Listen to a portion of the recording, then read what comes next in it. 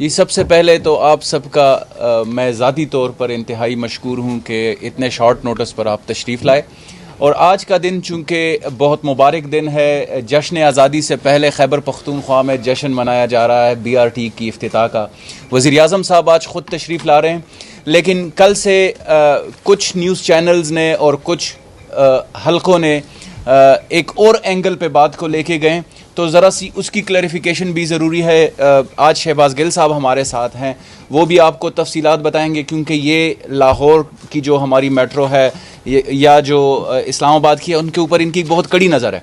और हमने पख्तूनख्वा की जो पेशावर की जो मेट्रो है उसके बारे में इनको आगाह किया, इनको विज़िट दिलाया, इनको बताया कि हमारी क्या क्या फ़ीचर्स हैं, ताकि ये आपको बता सकें कि जो कुछ इबहाम क्रिएट किया जा रहा है या कोई कन्फ्यूजन लोग क्रिएट करने की कोशिश कर रहे हैं, आपको वो भी क्लैरिटी हो और आवाम तक भी हम हक़ाइक़ पहुँचा सकें कि हमारी BRT जो अपनी BRT है पेशावर की, वो उसकी क्या फ़ीचर्स हैं, वहाँ पे हम क्या क्या फ़ैसिलिटीज़ लोगों को देने जा रहे हैं, और यहाँ पे जो हम फ़ीचर्स देने जा रहे हैं वो किस किस जगह पे मुख्तलिफ है बाकी BRTs और मेट्रो से। यहाँ पे ये बात भी काबिल ज़िक्र है कि जो मेन मकसद है इसका, जो कम्यूटर्स के लिए और जो ट्रैवलर्स के लिए मेन सर्विस है, वो आज ओपन हो रही है। कुछ हलकों ने इसको इनकम्प्लीट या नामुकम्मल ज़ाहिर करने की कोशिश की है, तो ये क्लैरिटी भी ज़रूरी है कि जो बुनियादी काम है BRT का, जिसमें लोगों ने ट्रैवल करना है, सफ़र जो लोगों ने करना है, वो आज 100% हमारा कॉरिडोर। आप सबका शुक्रिया कि आप कल हमारे साथ चमकनी से लेकर कारखानों तक गए। आपने देखा कि कोई किसी किस्म की हर्डल नहीं है, किसी किस्म का मसला नहीं है कॉरिडोर में कहीं पे भी, और इतने कम दिनों में 1 लाख से ज़्यादा कार्ड्स लोगों ने ले लिए। ये इन पेशावर के लोगों की एक्साइटमेंट है। इवन मैं ये शुक्रिया अदा करता हूँ कि जिन लोगों ने पेशावर BRT को इंतहाई तनकीद का निशाना बनाया, वो अपोजिशन पार्टीज़ के पार्लियामेंटेरियंस हैं या बाकी जो कुछ तबके हैं, उन्होंने वो ख़ुद आपके सामने नज़र आए कि वो BRT में सफ़र कर रहे हैं और इंतहाई खुशी का इजहार कर रहे हैं। हम उनको भी वेलकम करते हैं। हमने तनकीद को खंदा पेशानी से एक्सेप्ट किया, और आज ये हमारी सक्सेस है कि वो तनकीद जो हमने बर्दाश्त की, वो जो नाकिदीन थे हमारे, वो ख़ुद सफ़र कर रहे हैं और इन्जॉय कर रहे हैं। और जो गरीब लोग हैं, जो लोअर मिडिल क्लास के लोग हैं, उनको 10 रुपये से लेकर 50 रुपये तक मिनिमम किराए पर वो चमकनी से लेकर कारखानों तक जाएंगे। ये हमारी पेशावर की पख्तूनख्वा की जो लोअर मिडिल क्लास है, वर्किंग क्लास है, हमारी लेबर क्लास है, उनके लिए बहुत बड़ी ब्लेसिंग है कि जो कीमती से कीमती गाड़ी है, उनसे भी बेहतरीन सर्विस जो है वो BRT की उनको मिलेगी। मैं आपका ज़्यादा टाइम नहीं लेना चाहता। आप सबका एक दफ़ा फिर से शुक्रिया। शहबाज गिल साहब से मैं रिक्वेस्ट करता हूँ कि वो आपके साथ अपने ख्यालात का इजहार करें। बिस्मिल्लाहिर्रहमानिर्रहीम। आप सबका बहुत शुक्रिया और पेशावर की मेहमान नवाजी का भी बहुत बहुत शुक्रिया। BRT पे बात करना इसलिए ज़रूरी है कि अनफॉर्चुनेटली जब से ये मंसूबा शुरू हुआ, इसके बारे में बहुत ही ज़्यादा बदगुमानी फैलाई गई, और अपोजिशन, क्योंकि ये हमारा एक ही ऐसा प्रोजेक्ट था जो कि कंक्रीट, सीमेंट और उससे रिलेटेड था, जिसमें मुस्लिम लीग नून हमेशा से माहिर है, क्योंकि उन्होंने सरिया भी अपना बेचना होता है, उन्होंने सीमेंट भी अपना बेचना होता है। तो वो कभी भी हमसे एहसास प्रोग्राम पे कम्पीट नहीं करते, वो कभी भी उन्होंने हेल्थ कार्ड पे हमसे कम्पीट नहीं किया। उन्होंने कभी भी, जो आज वज़ीर-ए-आज़म एक नया प्रोग्राम लेके आ रहे हैं आज या कल में, नशोनुमा, जिसमें तकरीबन कोई 1 करोड़ से ज़्यादा जो बच्चे जिनको प्रॉपर खुराक नहीं मिलती, उनको वो खुराक दी जाएगी, ताकि एक गरीब का बच्चा भी फले फूले, जैसे एक साब हैसियत इंसान का फलता फूलता है। तो क्योंकि जो ह्यूमन डेवलपमेंट के मंसूबे हैं, वो तो नून लीग की ना कभी ख्वाहिश होती है, ना उसमें उन्हें कट मिलता है, ना वो करना चाहते हैं। तो उनकी एक्सपर्टीज़ एक ही चीज़ में है, और वो है जहाँ से उन्हें कमीशन मिलता है, जहाँ पे वो पैसा बना सकते हैं। तो जब तहरीके इंसाफ एक प्रोजेक्ट लेके आई, तो उनको फ़िक्र पड़ गई कि अगर उनसे बेहतर प्रोजेक्ट हो जाएगा तो ये वाला धंधा भी आइंदा के लिए बंद हो जाएगा।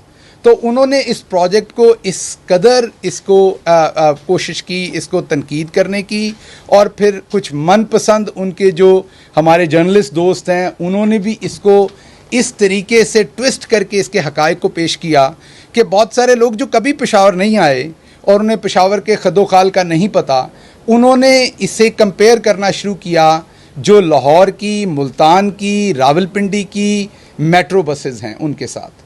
हालांकि मैं लाहौर के जो लोग हैं उनको आज बताऊंगा, क्योंकि मुझे दोनों अब यहाँ इन्होंने भी ओरिएंटेशन दी, जिसके लिए मैं इनका शुक्रिया अदा करता हूँ, ट्रांसपोर्ट मिनिस्टर का भी और भंगिश साहब का भी। और लाहौर मैंने क्योंकि काम किया, मुझे उस शहर की भी अवेयरनेस है, तो मैं आपको थोड़ा तकाबली जायज़ा देता हूँ कि अगर आप एक संतरा ख़रीदने जाते हैं तो उसका साइज़ क्या, और एक तरबूज ख़रीदने जाते हैं तो उसका साइज़ क्या है। तो या कोई भी किसी भी दो चीज़ों में अगर आप साइज़ की बात करते हैं तो आपको अंदाज़ा होगा कि दो मुख्तलिफ़ चीज़ों को एप्पल से आपको कंपेयर करना पड़ेगा। एप्पल टू ऑरेंजेस आप कंपेयर नहीं करेंगे। ये दो प्रोजेक्ट बहुत मुख्तलिफ हैं और उसकी जो मुख्तलिफ खदोखाल हैं वो मैं रखता हूँ। सबसे पहले तो मैं आपको बताता हूँ कि जो लाहौर की मेट्रो थी वो ओरिजिनली डिज़ाइंड थी, 250 अरब रुपए उसके लिए दरकार थे, क्योंकि वो ज़ेर ज़मीन बनानी थी।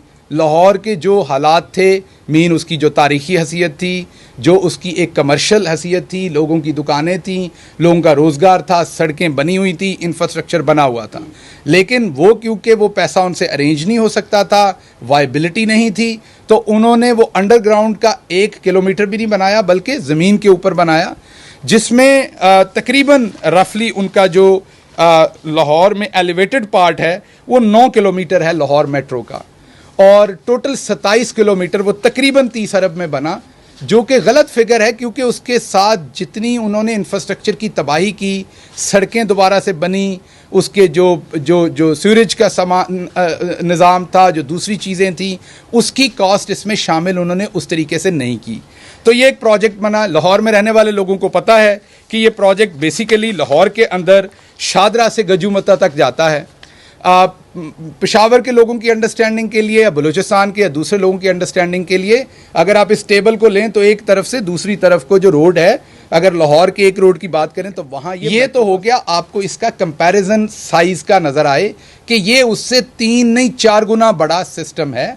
और इसमें वो रोड्स भी दोबारा बहुत सारे कई बनाए गए, क्योंकि पुराना शहर था, इंफ्रास्ट्रक्चर बिल्कुल नहीं था यहाँ पे।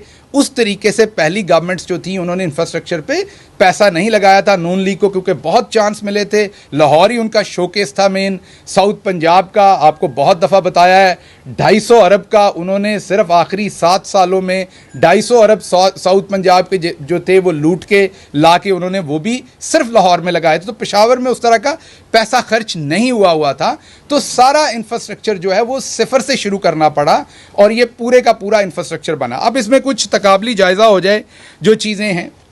जो लाहौर की मेट्रो बस है उसमें कोई भी बस अपनी नहीं खरीदी गई, वो सब किराए की बसें हैं। एक फॉरेन कंपनी है, बाहर की कंपनी है, जो बसें चलाती है, उस पर किराया लेती है और वो बाहर मुल्क से बाहर चला जाता है ज़र मुबादला। ये जो इसकी कॉस्ट की बार बार बात की जाती है कि इसकी कॉस्ट बहुत ज़्यादा है, इसमें तकरीबन 9 अरब की बसेज़ हैं जो केपी के गवर्नमेंट ने बहुत ही बेहतर तरीके से नेगोशिएट करके तकरीबन 6.5 अरब रुपए में ख़रीदी। ये तकरीबन 220 बसेज़ होंगी जो इनकी अपनी होंगी, मलकियत होंगी, जो इन फीडर रोड्स पे भी चलेंगी और मेन कॉरिडोर पे भी चलेंगी। बार बार रिपीट कर रहा हूँ कि फीडर रोड्स जो हैं वो 60 किलोमीटर के हैं। जैसे पूरे लाहौर डिस्ट्रिक्ट को अगर आप बस सिस्टम दे दें, ट्रांसपोर्ट सिस्टम दे दें जैसे यूरोप के कंट्रीज़ में है, तो फिर आप उसका मुकाबला कर सकते हैं BRT के साथ। तो एक तो वो 220, ये जो मेन कॉरिडोर है इस पर तकरीबन 128 बसें हैं जो अभी चल रही हैं, आज से इंशाल्लाह चल पड़ेंगी और वो मेन कॉरिडोर को कवर करेंगी। और बाकी जो बसेज़ हैं तकरीबन 220 में से अगर आप कह लें कि जो बाकी कोई 100 के करीब या उससे थोड़ी कम या ज़्यादा बसेज़ हैं वो फीडर रूट्स के लिए होंगी। उसके बाद इसमें 3 प्लाजाज बनेंगे इसी मेट्रो में, और अब एहसन इकबाल साहब और दूसरे हमारे ऐसे दोस्त आके बड़े पक्के मुंह के साथ झूठ बोलेंगे और इसकी कॉस्ट को ऐड कर देंगे। अब ये प्लाजाज क्यों बनाए गए? जो लाहौर की मेट्रो है इस साल तकरीबन 3 अरब रुपए की सब्सिडी उसमें डाल रहे हैं। फिर जब इनसे पूछें तो ये कहते हैं कि जी वो कार्बन एमिशन, पेट्रोल की प्राइस, जो पैसेंजर्स हैं उनकी जो ईज़ है, इसलिए ये सब्सिडी कुछ भी नहीं है। तो भाई वो सब कुछ पेशावर में भी देना है, ये भी दे रहे हैं वो सब कुछ। यहाँ भी ट्रैफिक का रश कम होगा, बल्कि ये आपसे 3 गुना ज़्यादा बड़ी है। आप तो 1 लाख से 1.5 लाख की कैपेसिटी है आपकी मेट्रो की। इस सिस्टम की कैपेसिटी 4 लाख है और 3.5 लाख हम एक्सपेक्ट करते हैं जहाँ पे ब्रेक इवन होगा, लेकिन ये 4 लाख तक इसकी कैपेसिटी है। तो ये तो आपसे 3-4 गुना बड़ा सिस्टम है ओवरऑल। तो फिर इसमें तो सब्सिडी उस हिसाब से हर साल 12 अरब रुपए की होनी चाहिए अगर आपका पॉइंट ऑफ व्यू लिया जाए। तो पहली बात तो ये है कि उन्होंने ये पूरे का पूरा मॉडल हमेशा के लिए सब्सिडी पे बनाया, जिसकी हम तनकीद करते हैं। ये जो बीआरटी का सिस्टम है, इसमें 3 प्लाजाज बन रहे हैं डिफरेंट जगहों पे, जिनमें 300 दुकानें होंगी। आज के हिसाब से आप देख लीजिए, दुकान का कम से कम किराया भी अगर आप रखें तो आप उसे मल्टीप्लाई कर लें कि साल में वो कितना पैसा आएगा जो इस सिस्टम को सपोर्ट करेगा। उसके साथ साथ तकरीबन 1200 गाड़ियों की इन 3 जगहों पे पार्किंग भी बनाई हुई है, क्योंकि जिसने आना है, अब लाहौर में तो आपने देखा है बहुत सारी ऐसी जगह हैं जहाँ पे ट्रैफिक जैम हो जाती है, जहाँ पे एलिवेटेड पार्ट नहीं है, क्योंकि मैंने आपको बताया कि लाहौर की मेट्रो में सिर्फ 9 किलोमीटर एलिवेटेड पार्ट है। तो जहाँ पे बस नीचे चली जाती है ज़मीन पे, आप अगर जाके देखें मीनार पाकिस्तान के उस वाले इलाके के करीब, वो जो उस तरफ को जाता है शादरा इशरा की तरफ, तो जहाँ पे वो उसके बाद नीचे उतरती है बस, तो वहाँ ट्रैफिक जैम हो जाती है। मेट्रो भी बीच में ही खड़ी होती है, दूसरे लोग भी बीच में खड़े होते हैं, या मेट्रो जहाँ से गुजर रही है इर्द गिर्द आपकी सारी ट्रैफिक ब्लॉक है। तो इसको इस तरीके से नहीं बनाया गया, इसको ये तमाम चीज़ें सोची गई, बल्कि इसके साथ साइकिलिंग का ट्रैक भी बनाया गया है ताकि जो साइकिल वाले हैं उनके लिए कंफर्ट हो इसमें।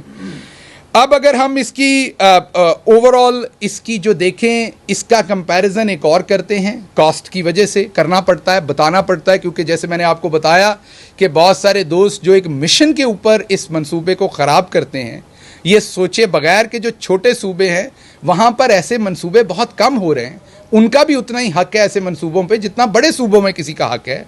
तो जब यहाँ पर कोई गवर्नमेंट इस तरह का इनिशिएटिव लेती है तो आपको फैक्ट्स बताने चाहिए। अगर तो कुछ गलत है तो बिल्कुल आपको उसको बताना चाहिए कि ये गलत हो रहा है, लेकिन गलत नहीं है तो आपकी जिम्मेदारी ज़्यादा बनती है कि आप फैक्ट्स बताएं।